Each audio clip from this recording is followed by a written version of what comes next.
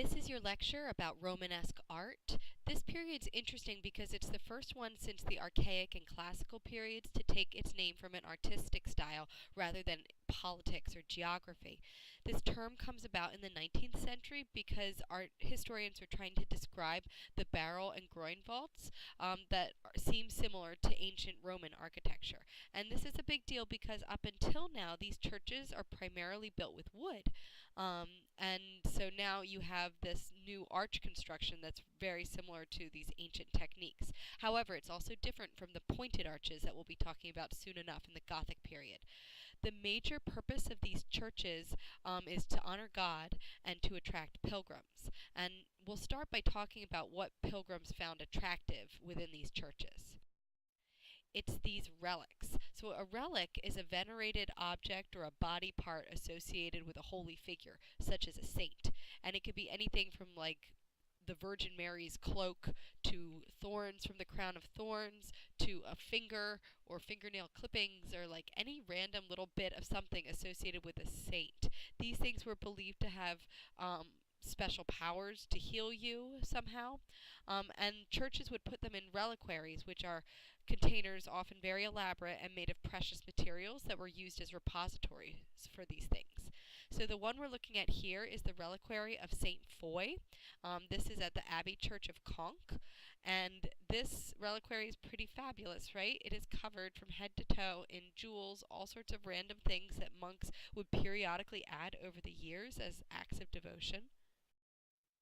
I like this image of her from afar because you kind of get a sense of how big she is, and also the way that like literally they've created this child saint, Saint Foy, to appear as if she's on a throne. She has this almost imperial authority, seated upon the throne, covered in jewels, wearing a crown.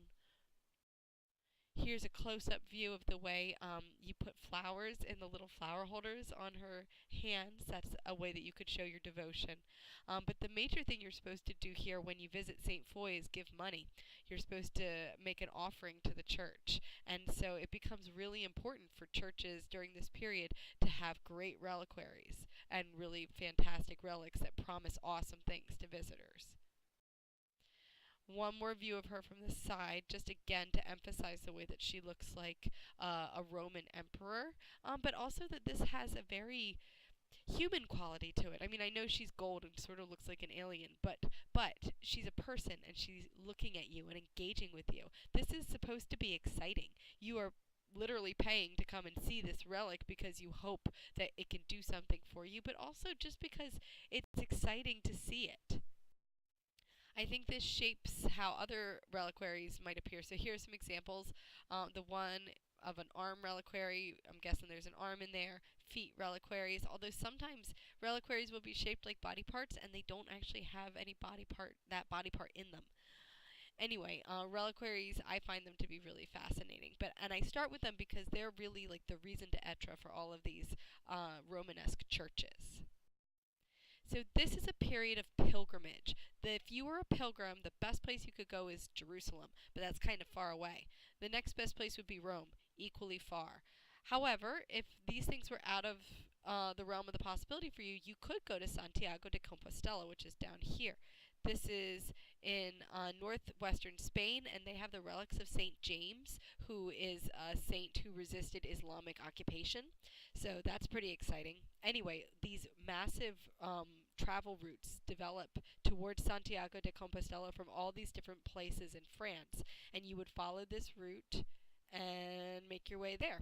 You can still do this. It's still a thing that people do. What's interesting about it is this is like early tourism. There are guidebooks that are developed telling you, oh, don't go to this town, or the well is bad here, or definitely go to this place because they have really great relics. And so churches are seeking to get more people to come to their church, to give more money, and also, of course, to experience the benefits of these reliquaries and the relics within that they have to offer. Okay, a little bit of terminology. Cathedrals versus churches. A cathedral is the church of a bishop, so like St. Peter's Cathedral in Rome, the Cathedral of St. Peter and Paul in Philadelphia. A priory church is a church of a monastery, and then just like a regular old church is a church not associated with a bishop. Many of the churches that we look at are cathedrals, but not all of them. So try to think about your terminology when you're discussing them. So let's look at the Cathedral of St. James in Santiago de Compostela. This is the church that they're all aiming for. This is the end point of that big pilgrimage. And what's interesting about this church is it becomes the model upon which all of the other ones are designed. This is called a pilgrimage church, and it's designed to accommodate large crowds of pilgrims. And so, of course, they're going to go to those Roman strategies because the Romans are all about accommodating lots of people. So let's look at the key things here. You've got side aisles so that people can come in and skip the Mass in the middle and instead just go this way, all around. And then you get to these radiating chapels. There'll be a relic here, drop a coin, relic here, drop another coin, and so on, all the way around through each of these radiating chapels. And then you can make your way out of the church. Within, this is a good slide for some of our terminology. You've got these barrel vaults above, and they have ribs that separate them. So this, it's called a rib because it looks like a rib in a human. Relatively slender molded masonry that projects from the surface. So rather than it being slim, they let these ribs stay exposed. You have compound piers, so the piers holding it all up have clusters of shafts on it, very sculptural. Often the way these spaces are organized is with the arcades below, the aisles, and then a tribune above. So now we're going to look at one of the churches along that route. We're going to the Priory Church of Moissac right here. This is not Moissac, this is Vézelay, but I put it here because we're going to be talking about sculpture on the exterior of these churches, primarily in the portals. This is an example of a portal. These are arched entrances to a church. Moissac, the portal doesn't exactly look like this, but I'm starting with Vézelay just to give you a sense of what we're talking about in the grand scheme of things. We'll talk about the sculpture expressly at Moissac because it's so awesome. Okay, so here's Old St. Peter's. Look at the exterior of this church. Super plain and boring, right? Why did they do this? Because they don't want to be Greek. There's this real anxiety about looking like pagans. Well, by the time we get to the year 1000, they are over that. And instead, they're making these portals that are filled with figurative sculpture, painted, elaborate, over life sized, really exciting for attracting people to come into your church. This is a good slide for all of the terminology. You don't need to know all of it. The best words to know are the ones that are here. You have the lintel, the trumeau, jambs, the tympanum, archivolts, and voussoirs, the different spots up here. Okay, so here we are in Moissac looking at the portal into the Priory Church.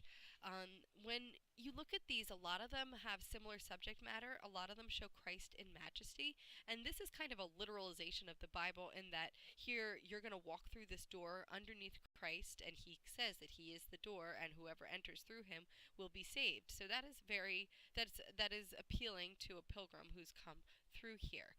So looking at this, remember one, that it would have been painted.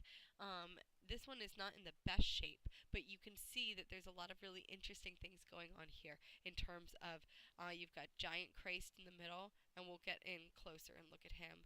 All of these smaller figures below him, these are symbols of the four evangelists around him.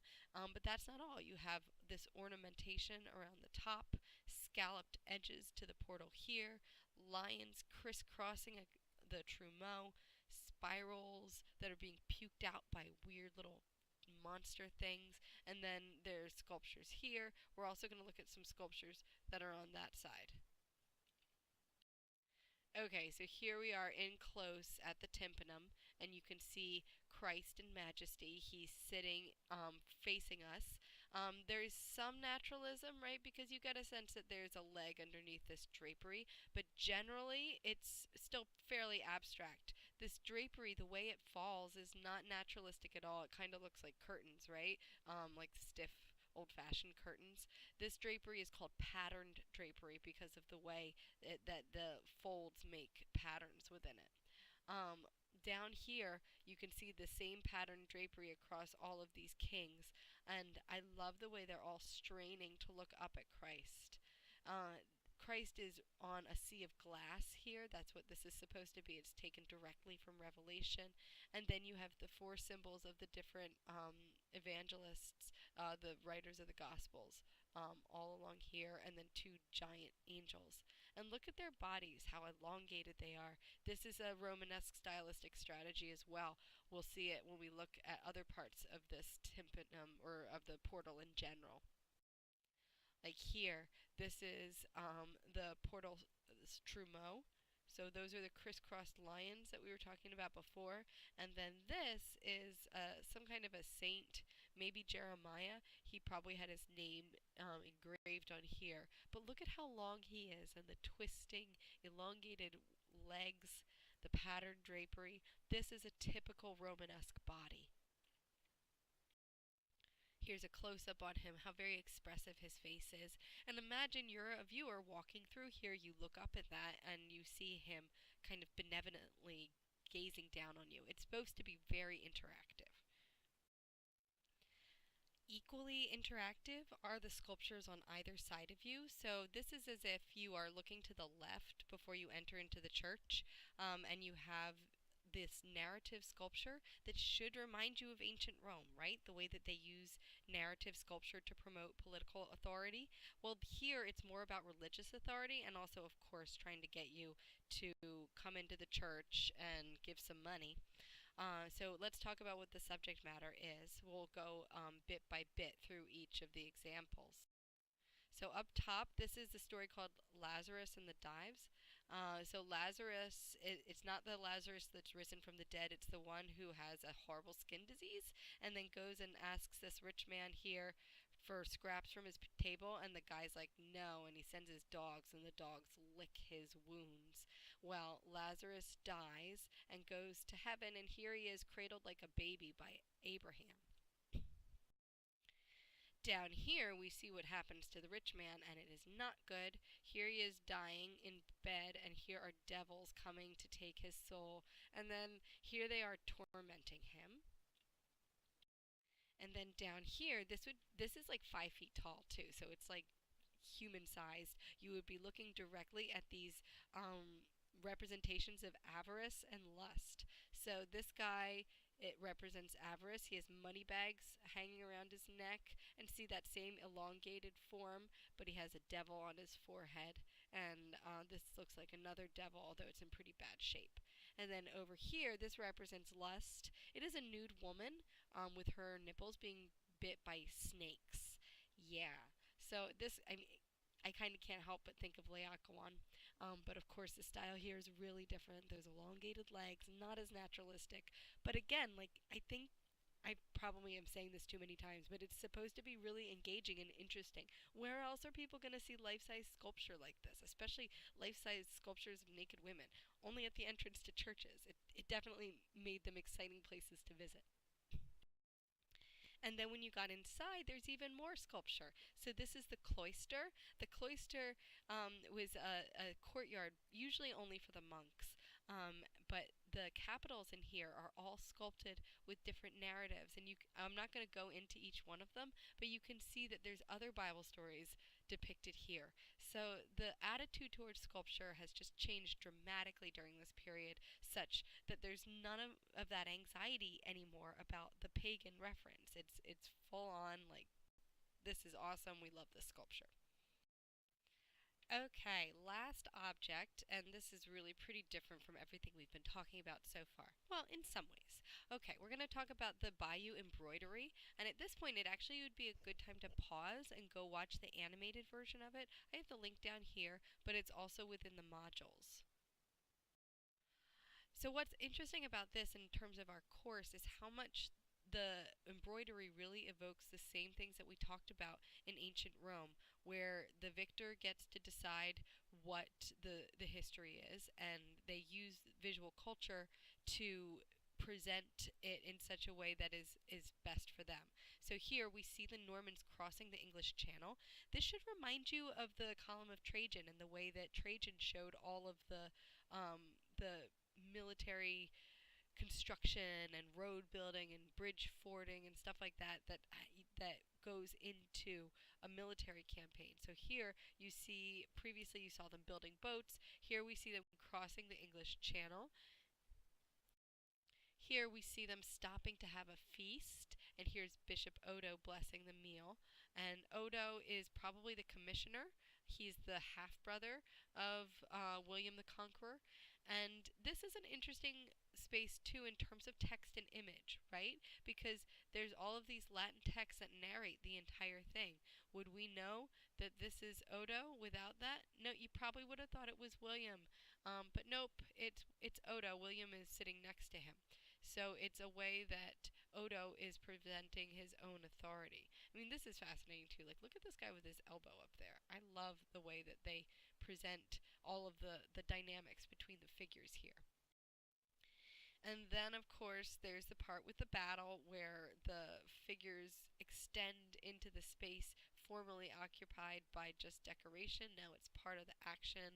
Severed heads, we'll see pools of blood, all sorts of gory details of the battle. Again, should make you think of the Romans and the way that they use visual culture to promote their own military authority. But one last thing, look at these bodies, these long string bean bodies. They are very similar to what we saw in Moissac. And so here, that's another thing that connects this to the Romanesque period, those elongated bodies. Okay, thanks so much.